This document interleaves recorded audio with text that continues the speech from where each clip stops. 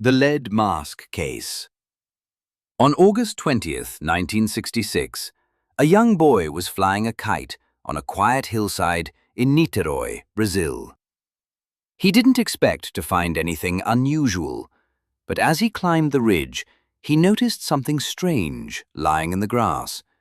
Two men, perfectly still, side by side, dressed in matching suits and trench coats. At first he thought they were asleep, but as he got closer, he realized they weren't breathing.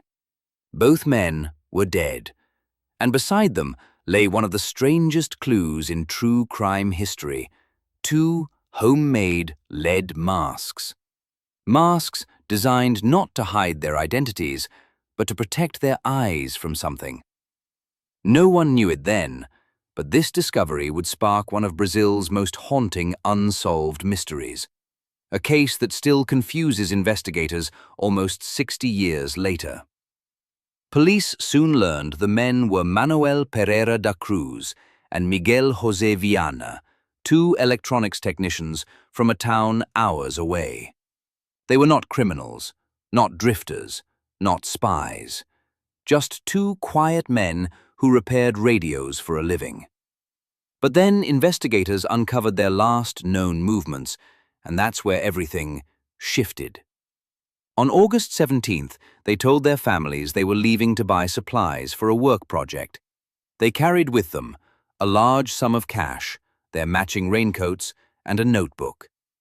They boarded a bus heading to Niterói, but once they arrived, they did something strange. Instead of checking into a hotel or going to a job site, they bought a bottle of water from a local bar. The bartender remembered them clearly.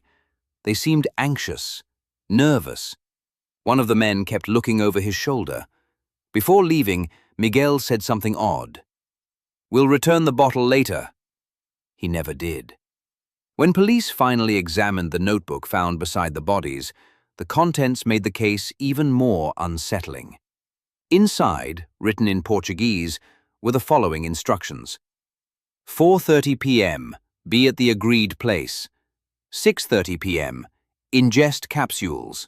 After effect, protect metals. Await signal.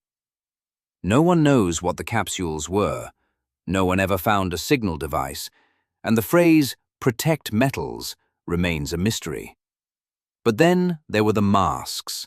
Thick, clunky, hand-cut pieces of lead shaped to fit over the eyes, just like goggles.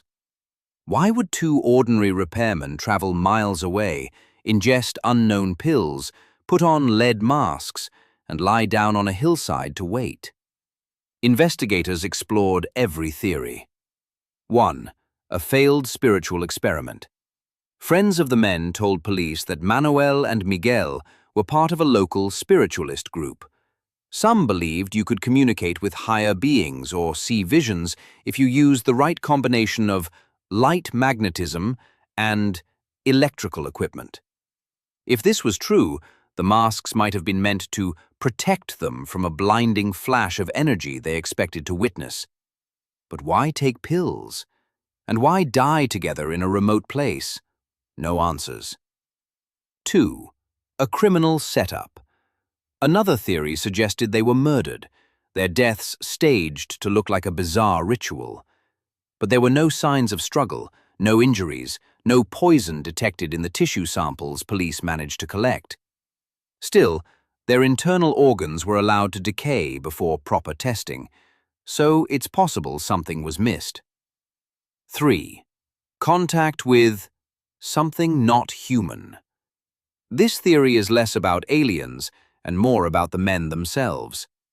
Many spiritualist groups in the 1960s believed that extraterrestrial beings communicated through intense light. The masks, according to this theory, were meant to shield the eyes from that contact. Police dismissed it, but the families of the men insisted they were trying to witness something extraordinary. We will never know whether they saw anything that night. The strangest detail of all: the hillside where they died wasn't isolated. It overlooked the city. People could have easily heard or seen if anything unusual happened. Yet no one did. No one reported bright lights, no one heard screams, no one saw two men collapse. It's as if Manoel and Miguel walked up the hill, followed the instructions in their notebook, and quietly waited for something to happen. Something only they believed was coming. To this day, the lead masks case remains open, not officially, but in the minds of investigators, skeptics, and believers. The cause of death is still listed as undetermined. The lead masks now sit in police archives, untouched, and no one has ever been able to decode the meaning of those last instructions. Two ordinary technicians on a quiet Brazilian hillside, waiting for a signal that never came. Or maybe it did, and they were the only ones who saw it.